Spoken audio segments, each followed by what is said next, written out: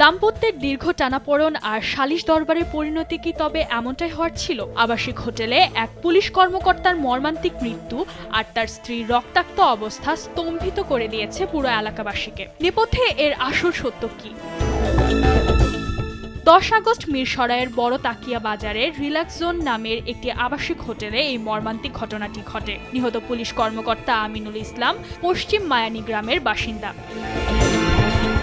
পুলিশের সূত্র অনুযায়ী কর্মস্থল থেকে ছুটিতে এসে আমিনুল সপরিবারে জোরারগঞ্জে তার শ্বশুরবাড়িতে অবস্থান করছিলেন। 9 আগস্ট সকালে সন্তানের জন্ম নিবন্ধন করার কথা বলে স্ত্রী ও সন্তানকে নিয়ে ঘর থেকে বের হন তিনি।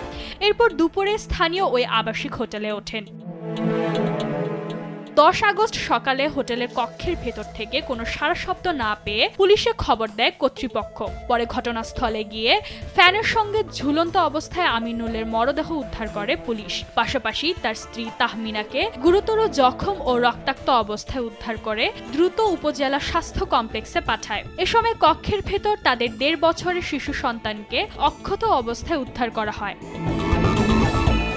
উপজেলা স্বাস্থ্য কমপ্লেক্সের জরুরি বিভাগের কর্তব্যরত চিকিৎসক জানান, আহত তাহমিনার মুখ, ঠোঁট ও জিভ ফোলা ছিল এবং নাক দিয়ে রক্ত ঝরছিল। এছাড়া তার গলায় শক্ত কিছু দিয়ে পেঁচানোর দাগ রয়েছে। অবস্থা আশঙ্কাজনক হওয়ায় তাকে উন্নত চিকিৎসার জন্য চট্টগ্রাম মেডিকেল কলেজ হাসপাতালে পাঠানো হয়েছে।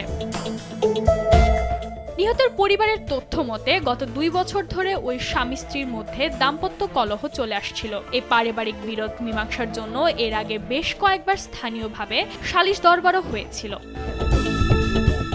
নিহতের লাশ উদ্ধার করে ময়নাতদন্তের জন্য থানা হেফাজতে রাখা হয়েছে বলে জানিয়েছে মিরসরাই থানা পুলিশ। এটি হত্যা নাকি আত্মহত্যা এবং এর পেছনে অন্য কোনো রহস্য রয়েছে কিনা তা খতিয়ে দেখতে পুরো ঘটনা জোরালো তদন্ত শুরু করেছে পুলিশ। ইশরাত জাহান, দেশ টিভি।